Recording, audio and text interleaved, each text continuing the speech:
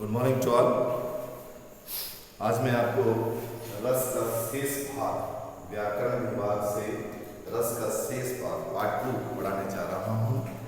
सबसे पहले देखो, हमने पढ़ाया आपको रस किसे कहते हैं, रस के कितने भेद हैं, और उसमें सबसे पहले बताया हमने उपसर्ग रस के बारे में पढ़ा चुके हैं, हास्य रस के बारे में पढ़ा चुके हैं। आज मैं आपको पढ़ा रहा हूँ वीर रस। आज हम आपको पढ़ाएंगे वीर रस किसे कहते हैं, वात्सल रस किसे कहते हैं, और रौद्र रस किसे कहते हैं। हम धीरे धीरे आपको पढ़ाने का और समझाने का प्रयास कर रहे हैं।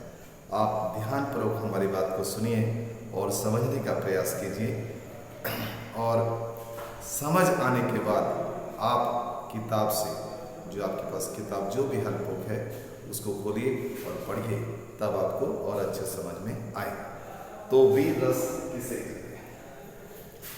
जहाँ उत्साह का वर्णन होता है वहाँ वीर रस होता है। जहाँ उत्साह का वर्णन होता है वहाँ वीर रस होता है। वीर रस का स्थायी भाव है उत्साह। वीर रस का स्थायी भाव क्या है? उत्साह है। अच्छा, और दूसरे शब्दों में हम यदि कहें वीर रस किसे कहते हैं? उत्साह की अतिशयकता में वीर रस होता है। जहाँ उत्साह, युद्ध, दान, दया, धर्म आदि का भाव होता है वहाँ वीर रस होता है। अच्छा, वीर रस को और अगर दूसरे शब्दों में हम अगर बताएं तो वो इस प्रकार है। देखिए, शत्रु के उत्कर्ष को मिटाने, दीनों की दुर्दशा देखकर उनका उद्धार करने, धर्म का उद्धार करने आदि में जो उत्साह कर्म क्षेत्र में हमारे मन में आता है वह वीर रस कहलाता है। वीर रस के अंग क्या क्या है? स्थायी भाव। वीर रस का स्थायी भाव है उत्साह। आश्रय है नायक या उत्साही व्यक्ति। अवलंबन विभाव है अत्याचारी शत्रु। उद्दीपन विभाव है शत्रु का अहंकार या उसकी हरकतें। अनुभव है गर्वपूर्ण उक्ति या रोमांच। संचारी भाव है आवेग, उग्रता, गर्व, चपलता। तो वीर रस किसे कहते हैं? इसका उदाहरण देखिए। मैं सत्य कहता हूँ सखे, सुकुमार मत जानो मुझे, यमराज से भी युद्ध करने में प्रस्तुत सदा मानो मुझे। है और की तो बात क्या, गर्व मैं करता नहीं, मामा तथा निज तात से भी युद्ध में डरता नहीं। फिर से मैं आपको बता रहा हूँ, ध्यान से सुनिए। वीर रस का उदाहरण क्या है? वीर रस का उदाहरण बताते हुए कवि कहते हैं, लेखक कहता है, मैं सत्य कहता हूँ सखे, सुकुमार मत जानो मुझे, यमराज से भी युद्ध करने में प्रस्तुत सदा मानो मुझे। है और की तो बात क्या, गर्व मैं करता नहीं, मामा तथा निज तात से भी युद्ध में डरता नहीं। यहाँ अभिमन्यु अपने सारथी से उपयुक्त कथन बोल रहा है। यहाँ अभिमन्यु आश्रय है, कौरव आलंबन है, चक्रियों की रचना उद्दीपन है, अभिमन्यु के वाक्य अनुभव है, तथा गर्व आदि संचारी भाव है। इन सभी के संयोग से वीर रस की उत्पत्ति हुई है। दूसरा उदाहरण में देखिए, खेल क्षत्रिय बालकों का, व्युत भेदन कर लड़े, मैं सत्य कहता हूँ सके, सुकुमार मत जानो मुझे, यमराज से भी युद्ध में प्रस्तुत सदा जानो मुझे। यही अभिमन्यु का कथन है। फिर से देखिए दूसरा उदाहरण, तन कर भाला यूं बोल उठा, तन कर भाला यूं बोल उठा, राणा मुझको विश्राम न दे, मुझको बैरी से हृदय छोड़, तू तनिक मुझे आराम न दे। तो हल्दी घाटी का युद्ध है। महाराणा प्रताप के भाला क्या बोल रहा है? महाराणा प्रताप को क्या बोल रहा है? तन कर भाला यूं बोल उठा, राणा मुझको विश्राम न दे। हे राणा, तू मुझे विश्राम ना दे, मुझको बैरी से हृदय छू, मेरी सहायता से शत्रु के सीने को तू चीर दे, उनके दिल को तू उतार दे वहाँ पर। तू तनिक मुझे आराम न दे, मुझे थोड़ा सा भी आराम मत दे।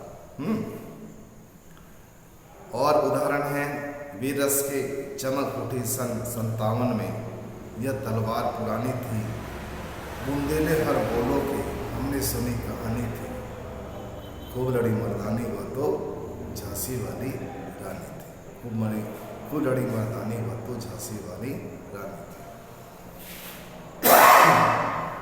तो यहाँ पर ये सब वीररस के उदाहरण हैं।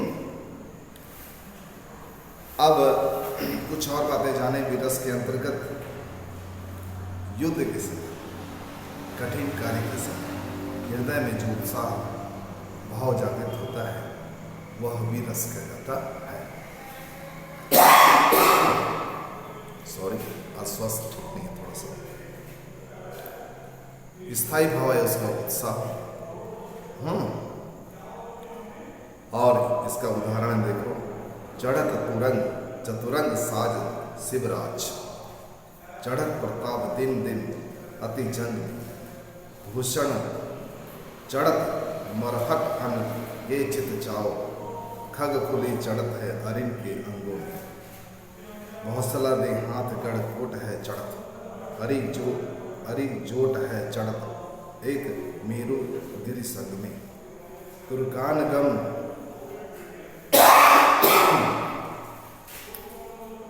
व्योमयान है चढ़त बिन, मन में चढ़त बदरंग अवरंग में। तो यहाँ वीररस के में उत्साह का भाव है, आश्रय शिवराज हैं, और विषय औरंगजेब और तुरक है, उद्दीपन शत्रु का भाग जाना है, अनुभव घोड़े का चढ़ना है, संचारी भाव क्रोध चाव और उत्साह। अच्छा, इसके बाद वीररस के बाद दूसरा रस हमारा होता है वात्सल्य रस। वात्सल्य जैसे नाम है इसका, संतान के प्रति माँ जो होती है अपना वात्सल्य भाव बताती है। क्या बताती है? वात्सल्य भाव बताती है। बच्चे की चेष्टाएं, संतान के प्रति प्रेम भाव से माता पिता के दिल में जो भाव उत्पन्न होते हैं उसे वात्सल्य रस कहते हैं। फिर से ध्यान से सुनिए। बच्चों की चेष्टाओं, संतान के प्रति प्रेम भाव से माता पिता के दिल में, मन में जो भाव उत्पन्न होते हैं उसे वात्सल्य रस कहते हैं। इसका स्थायी भाव होता है वत्सल।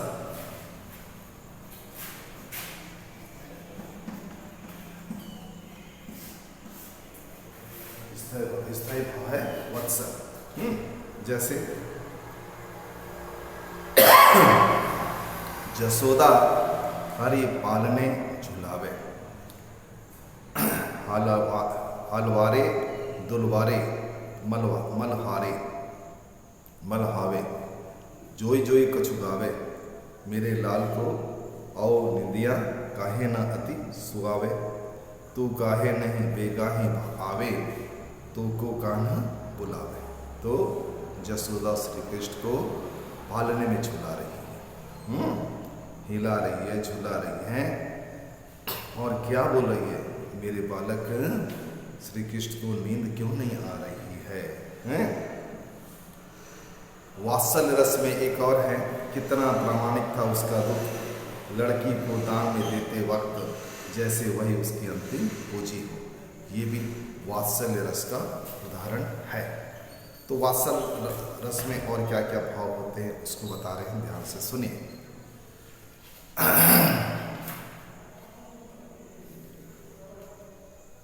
वात्सल्य रस,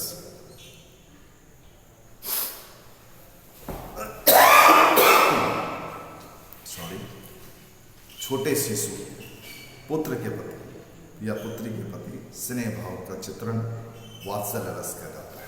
वात्सल्य रस के अंग स्थायी भाव, वात्सल्य, आश्रय माता पिता, और अवलंबन है पुत्र शिशु, उद्दीपन है बाल चेष्टाएं, अनुभव गोद लेना, दुलारना, पुचकारना, चुनना, संचारी भाव मोह, आवेग, हर्ष हैं, ये उसके संचारी भाव कहलाते हैं। अब एक और किताब से हम आपको समझाने का प्रयास कर रहे हैं वात्सल्य रस के बारे में। ध्यान से सुनिए, वात्सल्य रस का और क्या उदाहरण है। छोटे शिशु, पुत्र, शिष्य आदि के प्रति जो प्रेम भाव प्रकट होता है वो वात्सल्य रस कहलाता है। किलकत कान कुटरन आवत, मणि में कनद नद के आंगन बिंब पकरीबे धावत, कब मुँह निरखें अरि अप छो को करसो पकड़न चाहत, किलकी हसत राजत दवे दतिया पुनि पुनि तें अब धावत, बाल सुखा सुख निरखी यशोदा पुनि पुनि नंद बुलावत, अचरा तर के ढाकी सुर के प्रभु के दूध पियावत। तो यहाँ पर कृष्ण के बाल स्वरूप का चित्रण है। स्थायी भाव वात्सल्य है, आश्रय माता यशोदा है, अवलंबन भगवान कृष्ण है, उद्दीपन घुटनों के बल चलना है, अनुभव पुलकित होना, दूध पिलाना है, संचारी भाव हर्ष। तो ये वात्सल्य रस का उदाहरण है। वात्सल्य रस के उदाहरण में देखो कुछ और आपको बता रहे हैं। सोहित कर नवनीत लिए घुटरन चलत रैन तन मंडित, मुख दधि लेप लेप। भगवान कृष्ण शोभायमान हो रहे हैं, घुटनों के बल चल रहे हैं, मुख में दही का लेप लगा हुआ है। तो वात्सल्य रस का संबंध छोटे बालक बालिकाओं से होता है। बालक बालिकाओं के प्रति माता पिता अथवा सगे संबंधियों का जो प्रेम और ममता होती है वो वात्सल्य रस के अंतर्गत आता है। यहाँ पर स्थायी भाव वत्सल है, आश्रय माता पिता हैं, विषय बाल कृष्ण है, उद्दीपन कृष्ण का घुटनों तक चलना है, दूध से भरा शरीर है, मुंह पर दही का लेप है, अनुभव हंसना है, प्रसन्न होना है, संचाई भाव मुग्ध होना है। अच्छा, अब हम आगे आपको बता रहे हैं रौद्र रस। क्या बता रहे हैं? रौद्र रस। रौद्र रस किसे कहते हैं? विरोधियों के द्वारा जब कोई अनुचित कार्य या बात कह दी जाती है, विरोधियों के द्वारा जब कोई अनुचित कार्य या अनुचित बात कह दी जाती है, तब आश्रय के मन में जो रौद्र गुस्सा उत्पन्न होता है वह रौद्र रस कहलाता है। रौद्र की मुद्रा में ही रौद्र रस की उत्पत्ति होती है। रौद्र रस का स्थायी भाव है क्रोध। रौद्र रस का स्थायी भाव है क्रोध। आपको ये याद रखना है कौन से रस, 9 प्रकार की जो रस हैं, कौन से रस का स्थायी भाव क्या है, ये आपको हमेशा याद रखना है। प्रश्न जरूर आता है परीक्षा में, उदाहरण भी जरूर आते हैं। सॉरी। तो रौद्र रस किसे कहते हैं, इसको फिर से सुनिए।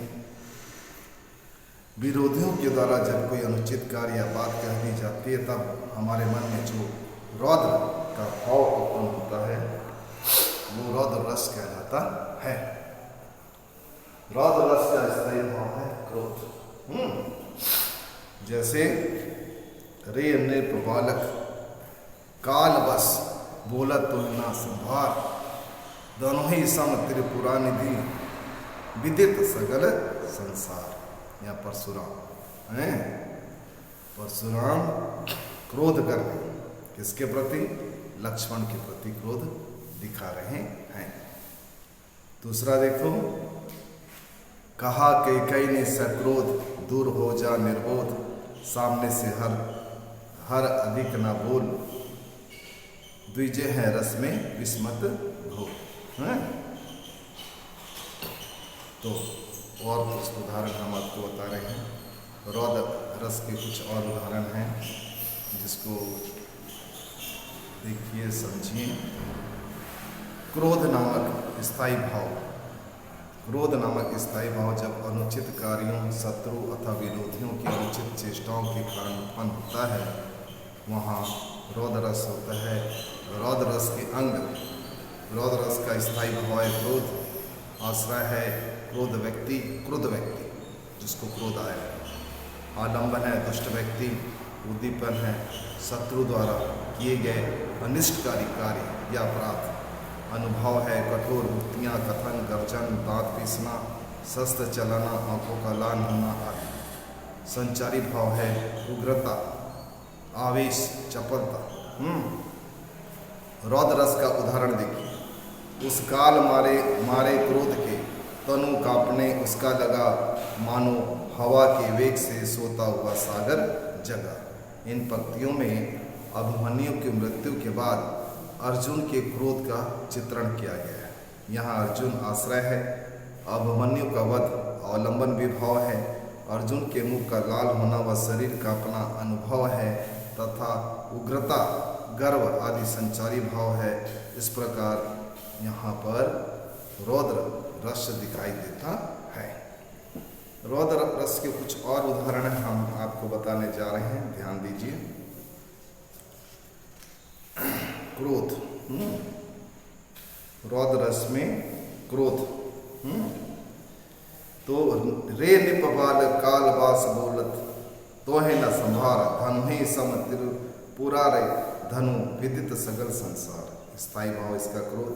आश्रय परशुराम, अवलंबन शिव धनुष, उद्दीपन शिव धनुष का अपमान, अपराधी लक्ष्मण। अनुभव परशुराम का क्रोधित होना, आंखें लाल होना, बाहों का भड़कना, गर्जना। संचारी भाव है आवेग, उग्रता, स्मृति, चपलता। ये है रौद्र रस के कुछ और विस्तार से भाव। तो रौद्र रस में हमने देखा, जब विभाव, अनुभव और संचारी भाव के मेल से क्रोध स्थायी भाव जन्म होता है, तो वहाँ पर रौद्र रस होता है। उस काल मारे क्रोध के तन कांपने उनका लगा, मानो हवा के वेग से सूता हुआ सागर चला। स्थायी भाव क्रोध। आश्रय अर्जुन, विषय अभिमन्यु को मारने वाला जयद्रथ। उद्दीपन अकेले बालक अभिमन्यु को चक्रव्यूह में फंसाना तथा 7 महारथियों द्वारा मारना। अनुभव है शरीर कांपना, क्रोध करना, मुख लाल होना, और संचारी भाव है चपल। तो बस आज इतना ही हम आपको बताएंगे। इसके बाद और तुम्हारा रस में और क्या क्या है उसको हम कल के पीरियड में आपको फिर समझाने का प्रयास करेंगे। इस प्रकार हमने अभी तक आपको क्या क्या पढ़ाया है एक बार बता रहे हैं, ध्यान से सुनिए। हमने आपको बताया रस किसे हैं, रस के कितने भेद हैं, 9 रसों का क्या नाम है, उन रसों के क्या क्या स्थायी भाव हैं। और आज हमने आपको वीर रस, वात्सल्य रस और रौद्र रस के बारे में पढ़ाया। इससे पहले हमने आपको श्रृंगार रस, हास्य रस पढ़ा चुका है। तो टोटल हमने आपको 5 रस के बारे में पढ़ा। श्रृंगार रस, हास्य रस, वीर रस, वात्सल्य रस और रौद्र रस। और तुम्हारे पाठ्यक्रम में जो शेष रस बाकी है उसको हम कल की क्लास में पढ़ाकर पूरा रस चैप्टर समाप्त कर देंगे। इसके बाद तुम ध्यानपूर्वक अपनी किताब से या हैंड बुक से रस चैप्टर को पढ़िए, और कुछ समझ में न आए तो हमसे पूछिए। हम भरकस प्रयास कर रहे हैं आपको समझाने के लिए, बताने के लिए। तो आप उदाहरणों को याद रखें, परीक्षा में कैसे सवाल आते हैं। हास्य रस का स्थायी भाव क्या है, या हास्य रस का उदाहरण दे देगा और पूछेगा यह इसमें कौन सा रस है। तो उदाहरण भी आपको याद रखने हैं, परिभाषा याद रखनी है। हाँ, ये छोटी छोटी बातें और किस प्रकार के सवाल परीक्षा में आते हैं, रस लेसन पूरा समाप्त होने के बाद हम आपको समझाएंगे कि किस प्रकार के प्रश्न ग्रामर, सभी ग्रामर के जो विषय हैं उनके सवाल कैसे परीक्षा में आते हैं, उनको हम आपको बताएंगे। इसके अलावा पुराने साल की जो पेपर है, परीक्षा के पेपर हैं, उस पेपर को से भी आप देख सकते हैं। टेस्ट पेपर, क्वेश्चन बैंक से भी आप देख सकते हैं कि वर्तमान समय में CBSE द्वारा 10वीं कक्षा में रस चैप्टर से या दूसरे जो चैप्टर हैं उसमें कैसे सवाल आते हैं। 4 या 5 नंबर का रस आएगा तो सवाल कैसे आते हैं, इसको आप समझिए और उसके अनुसार तैयारी कीजिए। और ज़्यादा से ज़्यादा समय आपको पढ़ना है, समझना है, लिखना है, सारा अभ्यास करने, प्रश्नोत्तर कापी में लिखते रहिए। जो जो चैप्टर हमने पढ़ा दिया, लिखा दिया, बता दिया, सबको आप लिखते रहिए हैं, क्योंकि आपकी कॉपी में होमवर्क लिखा भी होना चाहिए। उसको हम जांच करेंगे और उसमें हम नंबर देंगे। ये नंबर आपको आगे की परीक्षा में पास होने में हेल्प करेंगे। इसलिए पढ़ना और लिखना दोनों जरूरी है। आप लिखते रहिए, हमारे साथ बने रहिए। कुछ भी पूछना हो तो हमें 7894945066 पर कॉल कीजिए और हमसे मदद लीजिए। ठीक है, धन्यवाद। ओके, नमस्कार।